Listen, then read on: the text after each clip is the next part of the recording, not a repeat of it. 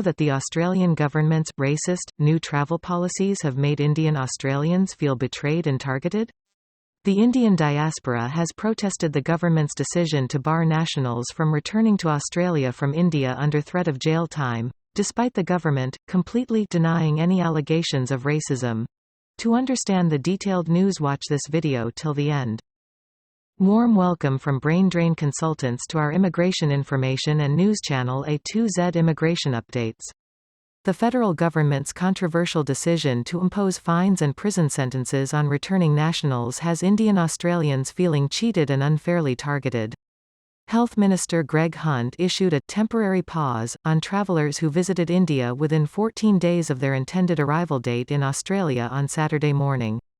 Failure to comply with the emergency decision under the Biosecurity Act, which took effect at 12:01 a.m. Monday, could result in a fine of $66,600 or a 5-year prison sentence. So far, the government has taken no such action against any other foreign COVID-19 hotspot. Mandeep Sharma, an Australian resident, is currently stranded in the Indian city of Kapurthala. On April 2, he left Australia to bury his father. After a ban on flights from India was declared earlier this week, Mr. Sharma's return flight to Australia was cancelled for the 7th of May, and claims the additional criminalisation steps are disrespectful. He told SBS News, "The Australian government has abandoned and betrayed us in our hour of need. That was a particularly heartbreaking moment because my 2 daughters and wife are now alone in Adelaide. There has also been some criticism that the policy is racist, which the government refutes." Mohit Kumar, the council's public officer, said that the Indian Australian group believes they have been treated unfairly. "It's a slap in the face. It's un-Australian and unacceptably offensive." Yadu Singh, president of the Federation of Indian Associations of NSW, said some diaspora members hoped the announcement wasn't part of any racist dog whistling. Former Race Discrimination Commissioner Tim Sout-Phommasane told SBS News that the federal government's treatment of immigrants from various countries during the pandemic was inconsistent. "We didn't see a ban on arrivals of people from Europe, let alone criminal charges being threatened to Australian citizens wanting to return home when COVID-19 was raging last year in the US, UK, and countries across Europe. This is a profoundly troubling trend, and the government must address some serious concerns." Mr. Sout-Phommasane states that the Australian Constitution has little protection for citizens' rights.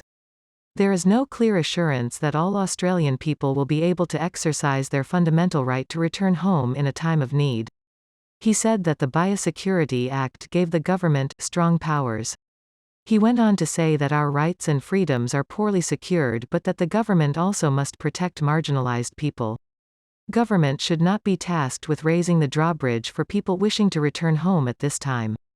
Julian Burnside, an Australian barrister, human rights, and refugee advocate, says the government's decision to ban arrivals from India is horrifying, and that Australia could easily accommodate returning nationals. He told SBS News, "We could have them in home detention, with ankle bracelets if possible, to make sure they stay home where they're supposed to be. We might use Christmas Island as an example. The government is very good at building large holding facilities for people from other countries who are not welcome in the country. They have the right to be here because they are Australian citizens." He believes it would be very difficult in this case to overturn the government's mandate. Foreign Minister Marise Payne said on Sunday that any accusations of racism were completely false, and that the temporary measure was entirely based on medical advice and in response to the strain on the hotel quarantine system. She expressed herself, "The experience we had in the month leading up to this decision was that arrivals from India accounted for 57% of positive cases in quarantine, up 10% from the previous month." She said that she recognized the very, very difficult circumstances occurring in India and those Indian Australians were worried about their families overseas. Meanwhile, Professor Michael Toole of the Burnet Institute, an epidemiologist, said the move amounts to the government admitting it has no confidence in the hotel quarantine method. He explained, "Epidemiology is only a justification if you believe the quarantine mechanism is broken."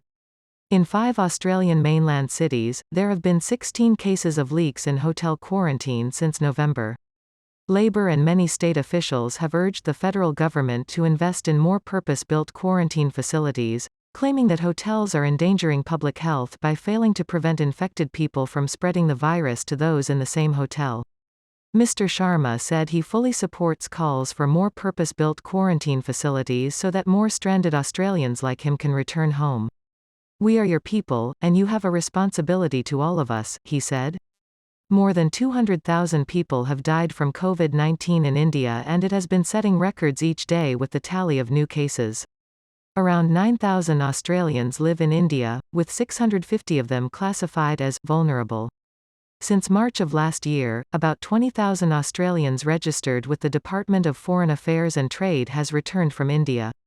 We hope that you will like our efforts to provide accurate information to you, and you will definitely like, share, and subscribe to our channel. And of course, don't forget to press the bell icon. Thanks for watching. See you again with another video.